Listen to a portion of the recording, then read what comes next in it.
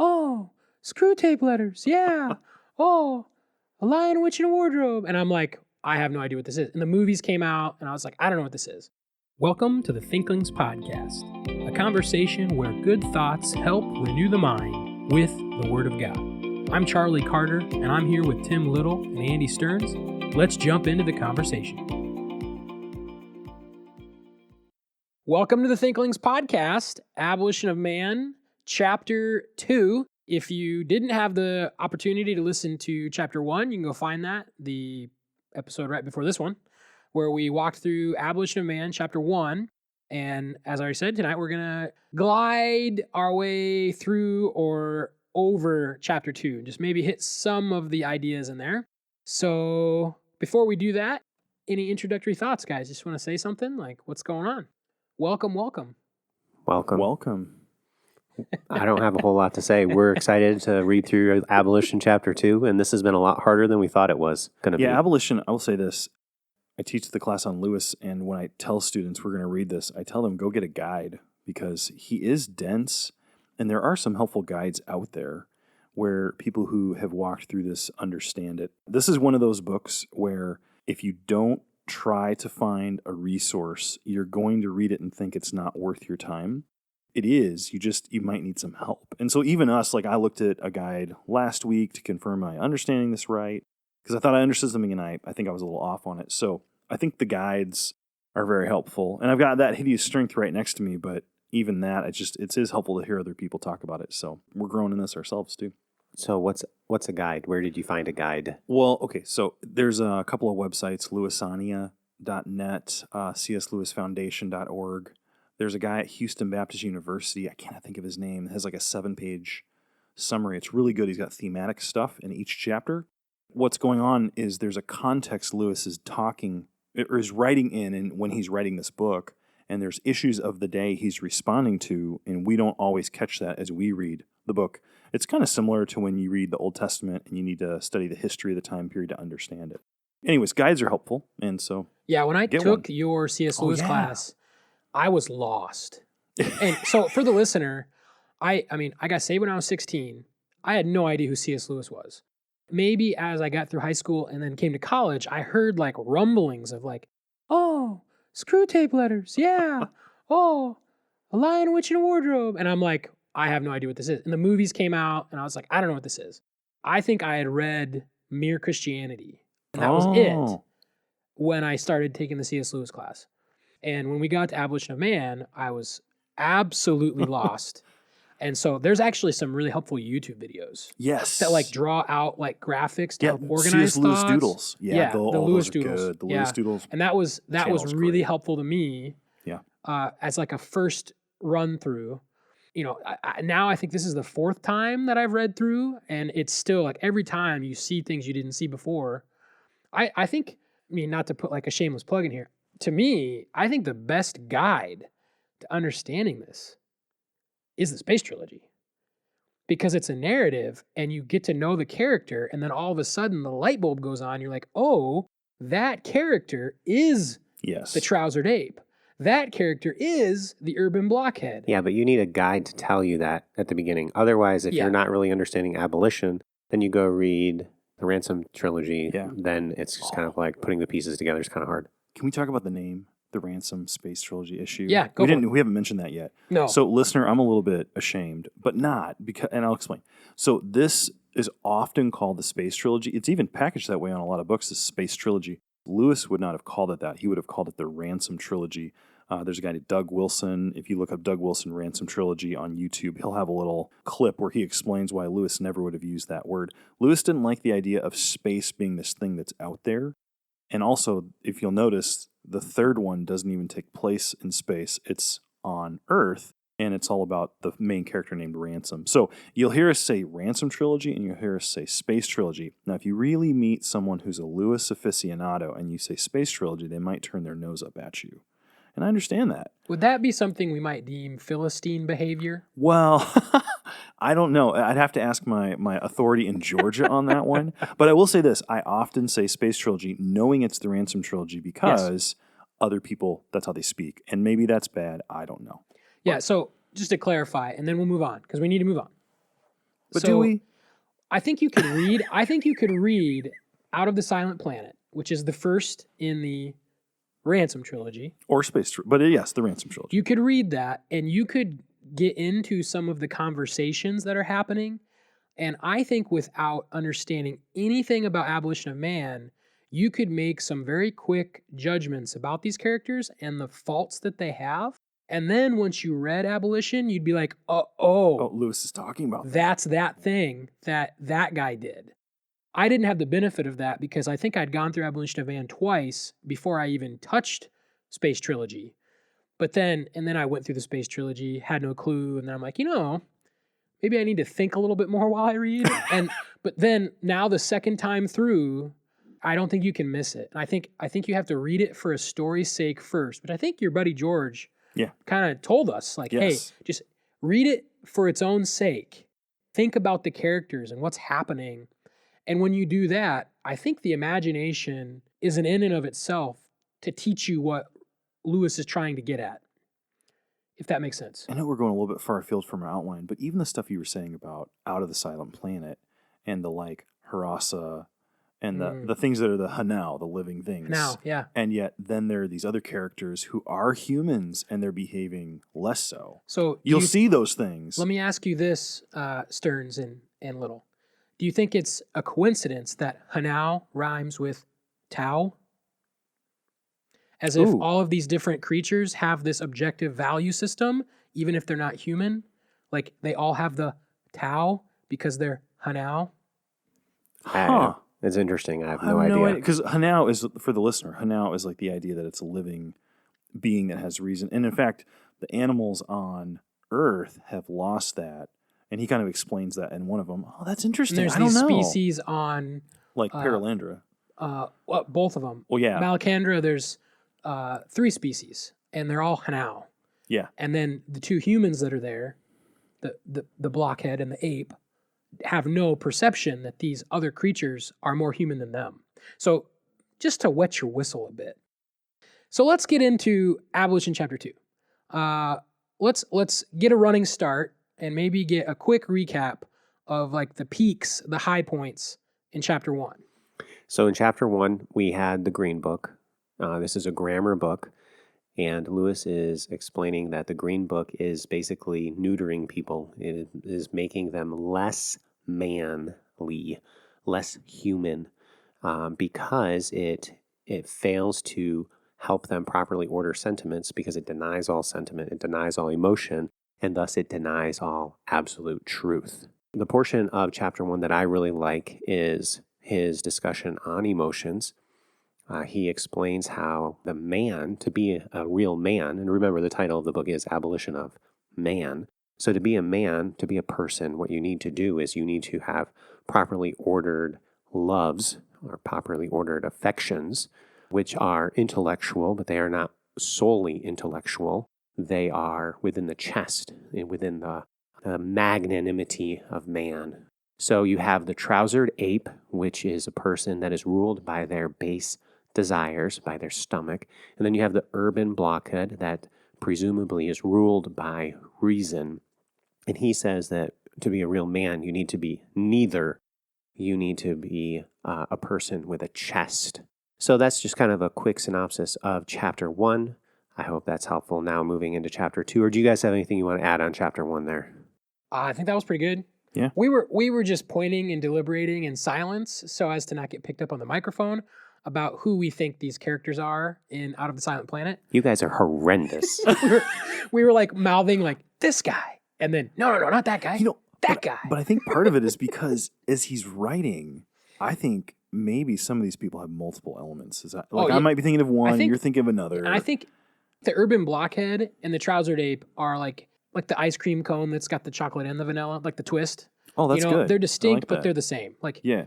They're not completely different entities. So really, you weren't listening to the thing that I said. I heard every word I was you following said. you through your points. Okay, let's move on. In fact, that's what gave us this good conversation. So beautiful. What we're going to do is we're going to move chronologically through Chapter 2 and just kind of hit some highlights that we deemed important. We're not going to touch on everything. There's actually something that you can do that's going to help you follow along or going to help you grasp things Stearns let us in on this little trick. So Stearns, this is for you to Yeah. divulge this professional tip. Oh my word. It's not that. But it is helpful. So, well, first of all, we're trying to talk about this book, and we all have a different edition. So, like electronic one, paper one, and then Tim has a big compendium volume that has like all of Lewis's prose writings, and so we're all trying to figure out what page we're on. So we just numbered the paragraphs. Super helpful. So if you go through your paragraphs, we're gonna talk about them that way. We're gonna say paragraph 1, 2, 3, all the way up to the end. And so for me, if you're gonna take notes on this book, that's another good way to organize your notes. So I've got 3 pages of notes, and I only didn't take notes on at least 7 of the chapters. And that was really helpful because I'm going back through this, reading it. So, listener, if you're going to really dive into this, number the paragraphs, that's been really helpful for us. And we'll try to talk that way too, so you know where we're at in the book. Yeah, just to be clear, we were not doing that. Andy did it, and then Tim and I were like instantly, oh yeah, that's a really smart idea. And that I did that. I numbered the paragraphs and went back through thinking by paragraph. And it was, I kind of want to like, I think I'm going to add that to like when I go through a book now, maybe not by paragraph, but just like, I mean, we do this with scripture, pericope, but like grab a unit and just like, oh, okay, what's that unit and what's that unit? I don't know why I never thought to like exegetically approach Abolition of Man, but that was really helpful. Well, and I think for a really complex book like this, what I was trying to do is all I was aiming at was to say, what's the main topic of chapter 1, chapter 2, chapter 3, just to try to get my mind to follow where he's going, because it's a thick book. It is not the Chronicles of Narnia. Yeah. It is not like super easy. Here it is. Taste the fruit. It's you have to think and think and think, and you might really struggle through it, and you might not have something very definitive at the end. But there are things that are worth the study in chapter 2 and chapter 3. So let's dive into that. I'm looking at my notes here. Andy, you have a point from paragraph 3. Yes. So in 3, Lewis makes this comment about Gaius and Titius. Oh, now, what are their names? Okay, yeah, so we talked about that. So last time I said Gaius and Titius, and I went and I downloaded the audiobook, and the audio reader, who is the son of Lewis's wife, so he married a woman, Joy Davidson, who had children. Gresham, her son, that's who narrates the book, and he does not call them Gaius and Titius. He calls them Gaius or Gaius and Titius. So I got all nervous. So I asked on a C.S. Lewis message board where there's like a bunch of Lewis aficionados, how do you pronounce it? And it came up in multiple ways. And finally, this one lady who said, my husband is classically trained, he knows Latin, and honestly, because of like Britain and America, because of the differences, you could really say it either way. So we'll probably go back and forth between Gaius and Titius and Gaius and Titius, and that's the only 2 pronunciations we'll use. But all that to say, he comments on them in the 3rd paragraph, and he says that he's taking apart he's kind of talking about what they're saying. He's explaining about how they're trying to give a grammar lesson, but then they're creating this new morality in their English book. And it's a morality that's really baseless, which is what he's about to get into. But when he talks about him, he says, in paragraph 3, he says, in actual fact, Gaius and Titius will be found to hold with complete uncritical dogmatism. Now, what's ironic about that is to be uncritical is to not critique or not analyze something. But what have they been doing? They're analyzing traditional morality like through and through, but of their own position, they're not doing that. So he says all they're doing is they're holding without any critique the whole system of values which happens to be in vogue among moderately educated young men of the professional classes during the period between the 2 wars. Their skepticism about values is on the surface. It is for use on other people's values. About the values current in their own set, they are not nearly skeptical enough. There's 2 things that make me think about. When it comes to culture today, the cultural elite who are critiquing outmoded tradition, if you pay attention, often the arguments they use against traditional positions could be turned around and used on their own position. And it seems like they're not observant of that sometimes. In fact, I even do that too. I will judge another person for doing something that I think is wrong. And if I really pause for a moment, I would be inconsistent because I'm doing the same thing. And Lewis is just pointing out that whatever Gaius and Titius are trying to argue, if you take the same reasons and the same arguments and go back on their position, it falls apart to it. And so what's intriguing is that if you look at C.S. Lewis's spiritual autobiography, Surprised by Joy, when after the war, he's an out-and-out atheist, he's back at Oxford, and he says he has this new look. And the new look is, he says, there's no more pessimism. He's going to have optimism about the future. No more self-pity. No more flirtation with any idea of the supernatural. No romantic delusions. And he's basically turned all the way away from morality, and he's embracing this atheism. And I don't know if I'm right. When he says this new look, he's saying this is what everyone my age was taking. This is what we were all thinking. And it's interesting. It seems like that might be part of what he's saying there. I was laughing because when you said surprised by joy, I thought you said surprised by Choi. And I thought that was really funny.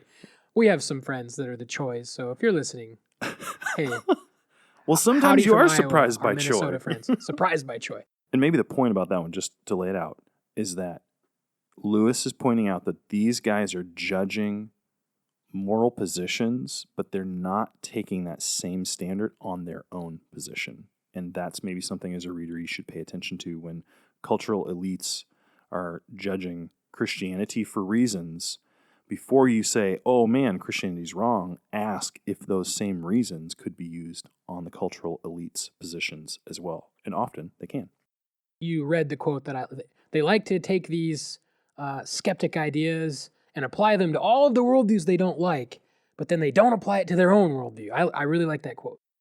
We'll move just a couple paragraphs over from that one to paragraph 7, where he gets into this idea of instinct. And Tim wants to comment on this one. I thought this was a major part of chapter 2. What is the foundational belief then that they can build upon? Is it reason? So he talks about reason in chapter 1 and at the beginning of chapter 2. And then he looks at instinct. He looks at 3 different instincts. The first one is self-preservation. We all seem to have this instinct of self-preservation. There's also the preservation of society. That is his second instinct. And then his third instinct is sexual morality. So Lewis goes on and he defines instinct, and he explains that if it's an instinct, then it's something that we instinctually do, like we have to do it. It's an instinct. If it's not something that we have to do, if we really have a choice in whether or not we want to do it or can do it or should do it, then it's not really an instinct. And so he looks at these 3 instincts and he explains how these 3 instincts are really even at war within each other. Sometimes there might be an instinct to preserve your own life, but there's this other instinct to preserve society. So if the instincts are warring with each other, then there's no real instinct there. So if there's not an instinct, then what are these things? What are these things for self-preservation? What are these things? What is it that motivates one? This instinct is presumably for the preservation of society. There's something bigger that's driving it, which is hilarious because that's the Tao. Yeah, and he makes a comment. I don't know if it's in that same paragraph, but he's commenting on instinct. And he's like, so if it's actually an impulse that you naturally have, then why do we have to write a book telling people to do it? Like, if they're just going to do it anyway, why did Gaius and Titius even write this? They didn't need to if it's instinct. So he's very subtly kind of jabbing this idea of instinct, like, that doesn't really work. Well, and even in the next chapter, in the next paragraph, he says, and by the way, what's an instinct? It's just a word we have for when something's going to happen and we don't know why it's happening. That's all it is. And this is the reasoned people who are all about empiricism and knowing for sure why they're doing something. You have to prove it. Yeah. Oh, it's just the way it is. It's just the way people do things. What is instinct? Simply what we call it when we don't understand why something happens. The unreflective or spontaneous impulse widely felt by members of a given species. And they're ascribing authority to that. And I didn't quite catch, Tim, if you'd mentioned this, but just a quick comment and then we'll glide on. When you talk about instincts, how do you determine one instinct is more valuable than another if value doesn't exist? And he points that out too. Like, if there's no such thing as objective goodness or truth, okay, I have this instinct, I have this other instinct. Without value, how do I determine which impulse I should act upon? So it breaks down on a logical level in a multitude of ways. So from there, we're going to jump over to paragraph 11, where he kind of brings this to a T. Like, you put your reason and your instinct and you mix it around with no value. How do you get someone to do something? And you can't. So Stearns, you're going to comment on this one, right? Yeah. So he says the idea is that without appealing to any court higher than the instincts themselves, we can yet find grounds for preferring one instinct over and above its fellows. He says that idea dies very hard. And that's what we were just talking about, is it's very hard to say which instinct is going to be more, what do you want to say, instinctually accurate? You can't. I'm trying not to say right. I'm trying not to say authority.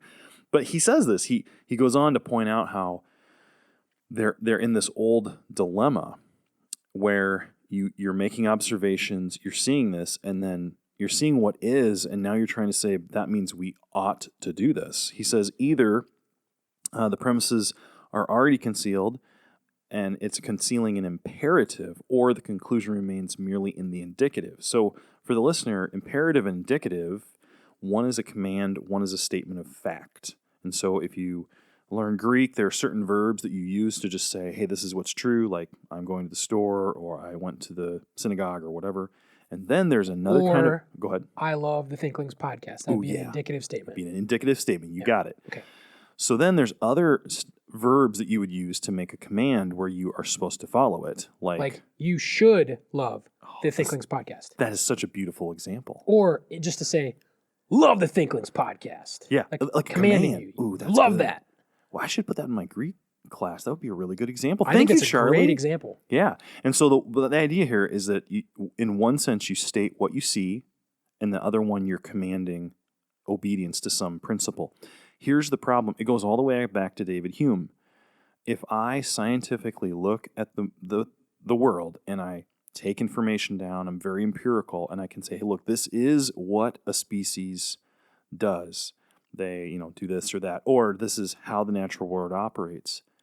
You can never go from this is what happens to you ought to do this. There's no way to go from the is statements to the ought statements purely on reason alone. That's what David Hume was trying to figure out. Recently, Sam Harris has written, Sam Harris is a notable new atheist, and he's written a book called The Moral Landscape. In The Moral Landscape, he tries to overcome this problem. He tries to say, look, I don't need religion to have I don't need religion to have a Tao of some sort. I can have my own moral system. And then when he tries to explain how he builds the foundation for that, he says, I'm going to use science. And so he talks about goodness being scientifically it's like health, it's flourishing of humans. But the whole book falls apart because flourishing and surviving and what is good becomes a subjective statement. And so he has a debate with a Christian apologist, and in the back of his book, he has this footnote about maybe an axe murderer or something would feel like he's flourishing, and so then you'd have to call that good. And so the is-ought problem is a big problem. And Lewis is just pointing that out here. Yeah, and that kind of brings us, we're going to jump over some material. We were just in paragraph 11, and we're going to jump to paragraph 21. And it really kind of brings it into a funnel where if you've gotten rid of things such as what Andy was just talking about, like this is what good is. If you no longer have good, like what do you do? Like how do you operate? Like there is no way to operate rationally or logically. And so you have systems a worldview that's built on these principles. And once you get rid of them, like you said, it falls apart.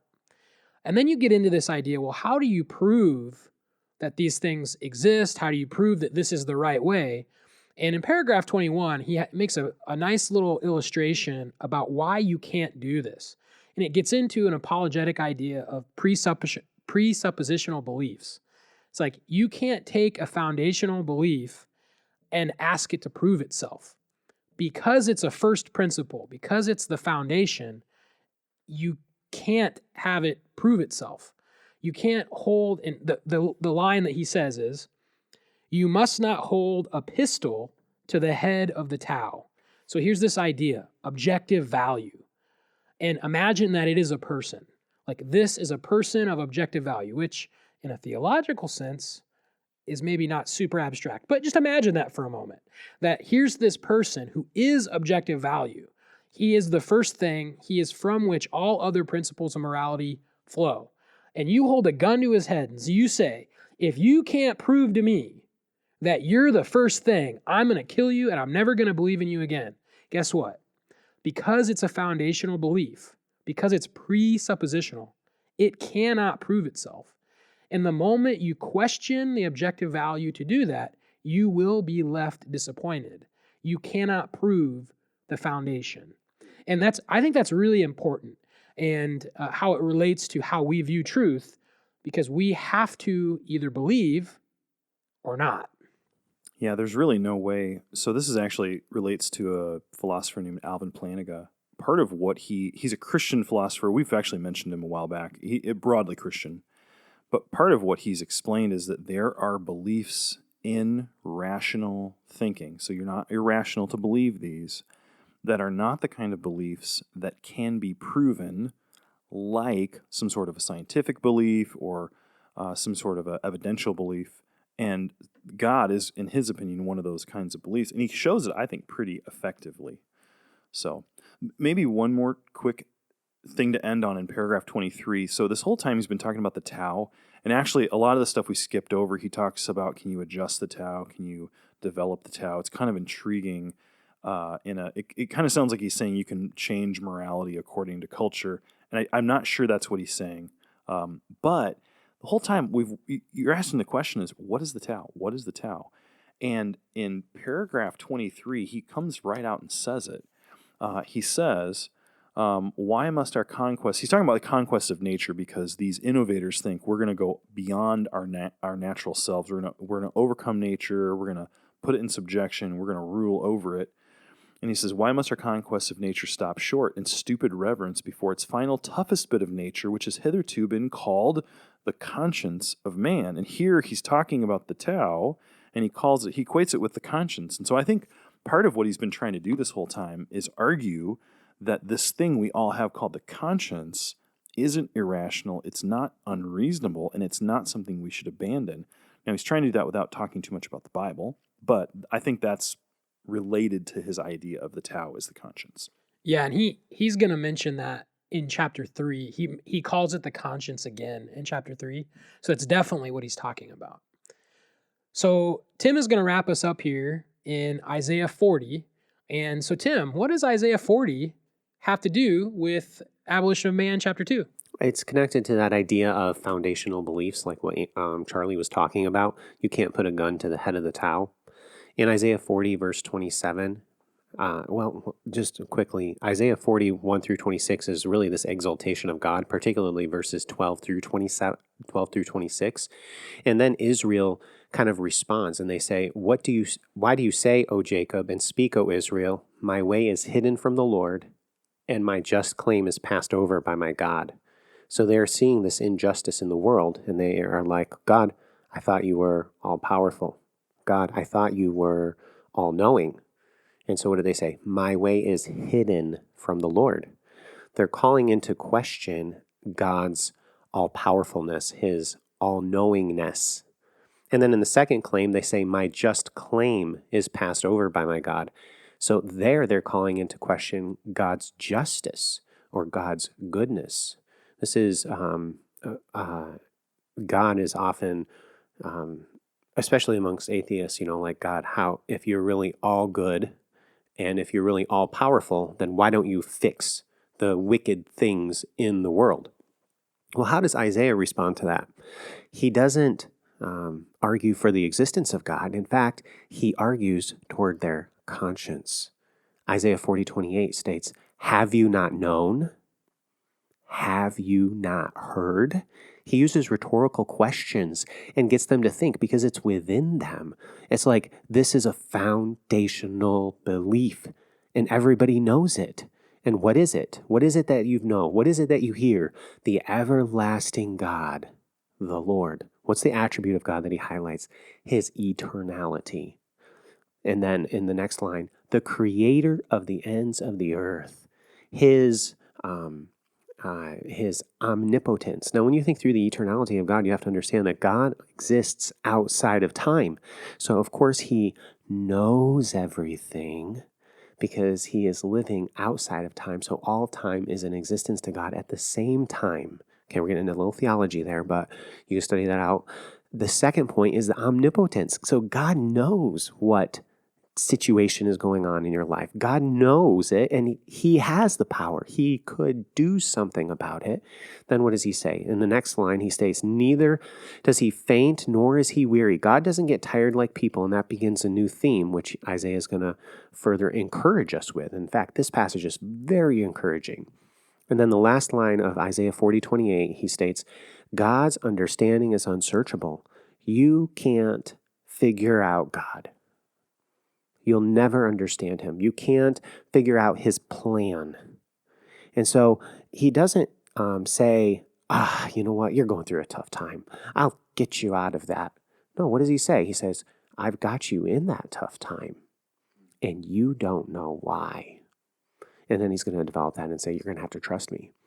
So then what is he? But he's not done here. What is the next line? What does he say? He gives power to the weak in verse 29. And to those who have no might, he increases strength. And this is a beautiful statement. He says, you know what, Israel? You're going through a tough time. There's injustice. I hear your claim. I know what's going on. But I'm not going to deliver you from it. Instead, I'm going to empower you to get through it. It's a great truth, just that as the trials and the problems come into our lives, God is the one that strengthens us to go through those issues. In Isaiah 40 and verse 30, he continues and he says that the young men, the strong ones, they faint, they get weary, and they fail. And then Isaiah 40:31 is a pretty well-known verse. The ones who wait on the Lord. And this idea of waiting has this idea of hoping. As you wait on the Lord, you're hoping in him. You're trusting in him. What do? They renew their strength. That faith, that hope, that waiting on the Lord, that's the strength. That's the source of the strength. And then the Lord empowers you and strengthens you, and he gives you that strength, and he creates the metaphor like with wings like eagles.